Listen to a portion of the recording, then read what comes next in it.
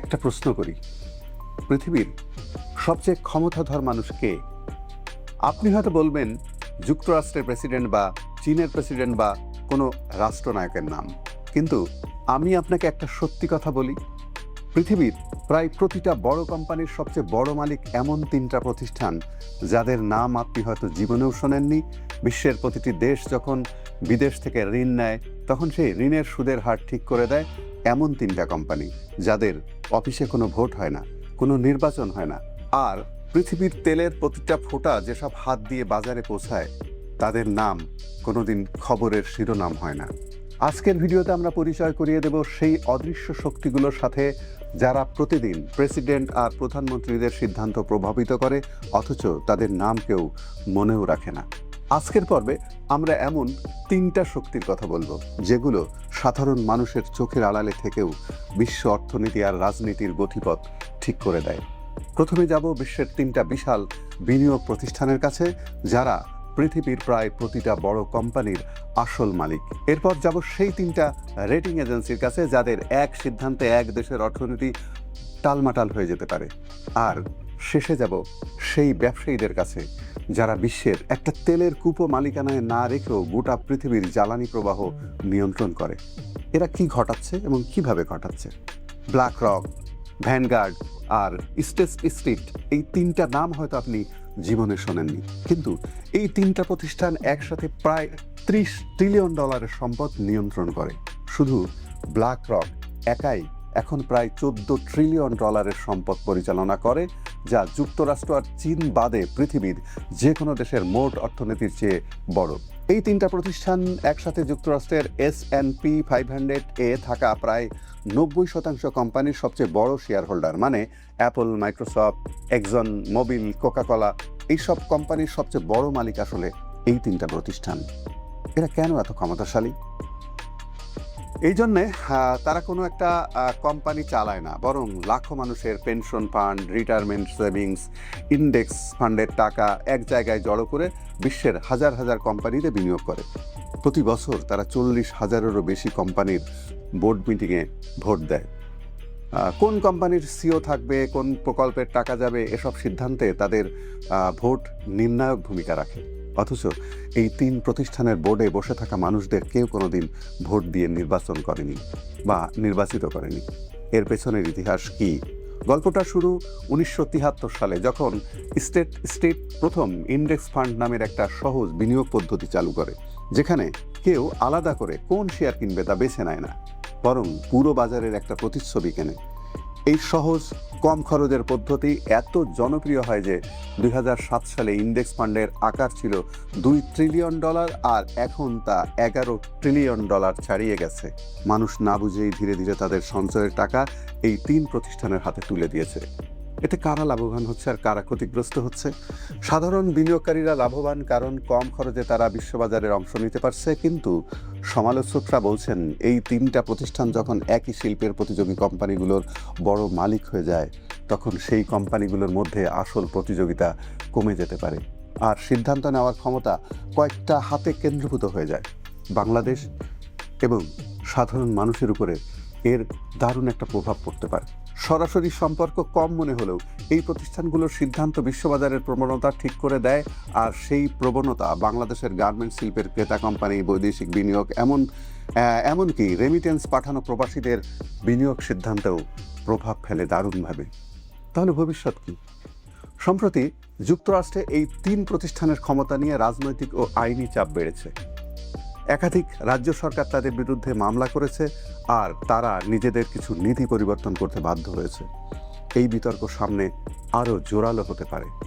এবার চলুন এমন এক শক্তির কাছে যাই যারা মালিকানা নয়, বরং একটা সংখ্যা দিয়ে গোটা একটা দেশের ভাগ্য নির্ধারণ করে দিতে পারে।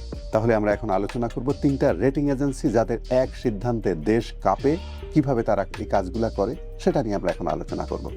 S&P, মুডিস আর ফিচ, এই তিনটা প্রতিষ্ঠান বিশ্বের ক্রেডিট রেটিং বাজারে প্রায় পুরোটাই নিয়ন্ত্রণ করে। তাদের কাজ হলো কোনো দেশ বা কোম্পানি ঋণ শোধ করতে পারবে কিনা সেটার একটা রেটিং দেওয়া, যেমন AAA বা BBB বা তার নিচে। এই একটা রেটিং বদলে গেলে একটা দেশকে বিদেশ থেকে ঋণ নিতে হয় অনেক বেশি সুদে অথবা অনেক কম সুদে। কেন এত ক্ষমতাশালী তারা? বিশ্বের প্রায় প্রতিটা বড় বিনিয়োগ প্রতিষ্ঠান, পেনশন ফান্ড, ব্যাংক তাদের নীতির মধ্যে এই 3 এজেন্সির রেটিংকে মানদণ্ড হিসেবে ব্যবহার করতে বাধ্য থাকে। ফলে যখন এই এজেন্সিগুলো কোনো দেশের রেটিং এক ধাপ নামিয়ে দেয়, তখন সেই দেশ থেকে হঠাৎ বিনিয়োগ সরে যেতে শুরু করে, মুদ্রার মান পড়ে যায় আর ঋণের সুদ বেড়ে যায়। এমনকি সেই দেশের অর্থনীতির প্রকৃত অবস্থা রাতারাতি না বদলালেও। এর পিছনের ইতিহাসের দিকে আমরা একটু ঘুরে আসি। এই 3 প্রতিষ্ঠানের শিকড় শত বছরেরও পুরনো। রেলপথ কোম্পানির ঋণযোগ্যতা যাচাই করার প্রয়োজন থেকে তাদের জন্ম হয়। সময়ের সাথে সাথে তারা কোম্পানি থেকে দেশের সরকার পর্যন্ত সব কিছু রেট করা শুরু করে। 2008 সালের বৈশ্বিক আর্থিক সংকটে এই এজেন্সিগুলোর ভূমিকা নিয়ে বড় সমালোচনা হয়েছিল। তারা ঝুঁকিপূর্ণ বিনিয়োগ পণ্যকে উচ্চ রেটিং দিয়েছিল, যা সংকটকে আরও ভয়াবহ করে তোলে। কিন্তু তারপরও তাদের প্রভাব কমেনি। এতে কারা লাভবান হচ্ছে আর কারা ক্ষতিগ্রস্ত হচ্ছে? উন্নত অর্থনীতির দেশগুলো, যাদের রেটিং সবসময় উঁচুতে থাকে, তারা সহজে কম সুদে ঋণ পায়। উন্নয়নশীল দেশগুলো, যাদের রেটিং তুলনামূলকভাবে কম, তারা একই পরিমাণ ঋণের জন্য অনেক বেশি সুদ দিতে বাধ্য হয়, এমনকি তাদের অর্থনৈতিক পরিস্থিতি ততটা খারাপ না হলেও। বাংলাদেশ, দক্ষিণ এশিয়া ও সাধারণ মানুষের উপর এর প্রভাব নিয়ে আমরা এখন একটু আলোকপাত করতে পারি। বাংলাদেশের মতো উন্নয়নশীল অর্থনীতির জন্য এই 3 এজেন্সির রেটিং সরাসরি প্রভাব ফেলে দেশের বৈদেশিক ঋণের সুদ হারে, বিদেশি বিনিয়োগ আসার গতিতে, এমনকি বাজেটে উন্নয়ন প্রকল্পের জন্য বরাদ্দ কতটা হবে তাতেও। একটা রেটিং পরিবর্তনের খবর হয়তো সাধারণ মানুষ কখনো পড়েও দেখে না, কিন্তু তার প্রভাব শেষমেশ গিয়ে পড়ে সরকারি প্রকল্পের খরচ আর ভর্তুকির পরিমাণে। এর ভবিষ্যৎ আসলে কি হতে পারে? বিশ্বব্যাপী এই 3 এজেন্সির একচেটিয়া ক্ষমতা নিয়ে সমালোচনা বাড়ছে, আর কিছু দেশ বিকল্প রেটিং প্রতিষ্ঠান গড়ে তোলার চেষ্টা করছে। তবে আপাতত আন্তর্জাতিক অর্থবাজারে তাদের প্রভাব প্রায় অপ্রতিদ্বন্দ্বী রয়ে গেছে। এবার চলুন এমন এক জগতে যাই যেখানে মানুষ প্রতিদিন যে জ্বালানি ব্যবহার করে তার প্রবাহ নিয়ন্ত্রণ করে এমন কিছু ব্যবসায়ী, যাদের নাম কোনোদিন খবরের শিরোনামে আসে না। ভাইট্রল, গ্লিনকোর, ট্রাফিগোরা, এই নামগুলো আপনি কখনো শোনেননি, কিন্তু এরাই বিশ্বের প্রতিদিনের তেল সরবরাহের একটা বিশাল অংশ নিয়ন্ত্রণ করে। শুধু ভাইট্রল একাই প্রতিদিন প্রায় 70 লক্ষ ব্যারেল তেল লেনদেন করে, যা বিশ্বের মোট তেল সরবরাহের প্রায় 7%। অথচ তাদের নিজেদের কোনো তেলের কূপ নেই। তারা শুধু তেল কেনে, বিক্রি করে, পরিবহন করে আর মজুত করে, আর এভাবেই মুনাফা করে। এরা কেন এত ক্ষমতাশালী? যুদ্ধ, নিষেধাজ্ঞা বা সংকটের সময়ে যখন সরকারি তেল কোম্পানিগুলো কোনো দেশে ব্যবসা করতে ভয় পায়, তখন এই প্রাইভেট ট্রেডিং হাউসগুলো সেই ফাঁকা জায়গা পূরণ করে। রাশিয়ার উপর নিষেধাজ্ঞার সময় ভেনেজুয়েলার তেল বাজারে বা এখনকার ইরান সংকটে এই কোম্পানিগুলোই ঠিক করে দেয় কোন তেল কোথায় যাবে, কার কাছে পৌঁছবে। তাদের হাতে থাকা তথ্য, লজিস্টিক নেটওয়ার্ক আর ঝুঁকি নেওয়ার সক্ষমতা তাদের এমন এক ক্ষমতা দেয় যা কোনো নির্বাচিত সরকারের হাতেও নেই। এর পিছনের দিকে আমরা একটু ঘুরে আসি।